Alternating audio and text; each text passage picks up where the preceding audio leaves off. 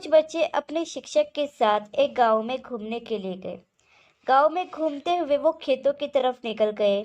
वहां उन्हें एक फटे पुराने जूतों की जोड़ी नजर आई। ऐसा प्रतीत हो रहा था कि वह जूते एक किसान के हैं, जो शायद उन खेतों में काम कर रहा है। एक छात्र को मस्ती सूझी। उसने अपने शिक्षक से कहा, शिक्षक जी, अगर आपकी अनुमति हो तो मैं इन जूतों को छुपाकर उस आदमी की प्रतिक्रिया देखना चाहता हूँ। शिक्षक ने मुस्कुराते हुए कहा, अपनी खुशी के लिए किसी को परेशान करना बहुत ही गलत बात है। अगर तुम कुछ करना ही चाहते हो तो दूसरों को खुश करना सीखो, दूसरों की सहायता करना सीखो। जाओ और जाकर उन जूतों में कुछ पैसे रख दो और उस आदमी की प्रतिक्रिया देखना। उस बच्चे ने दूसरे छात्रों और शिक्षक से पैसे लेकर साथ ही अपने भी कुछ पैसे डाल करके सारे पैसे मिलाकर उस आदमी के दोनों जूतों में रख दिए। उसके बाद सारे छात्र और शिक्षक झाड़ियों के पीछे छुप गए।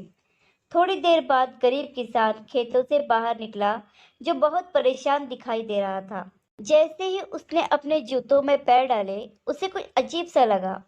तो डर कर उसने अपने पैर बाहर निकाल लिए और जूतों को झटक दिया। देखा तो उसमें सिक्के और नोट मिलाकर कुछ पैसे बाहर आ गए। किसान की आंखों में खुशी के आंसू थे।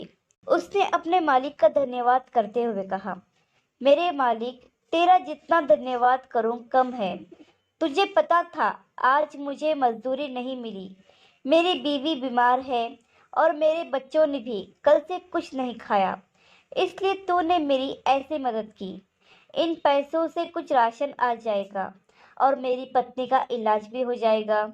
जिस किसी ने भी यह पैसे रखे हैं, तो उसकी हर मनोकामना पूरी करना।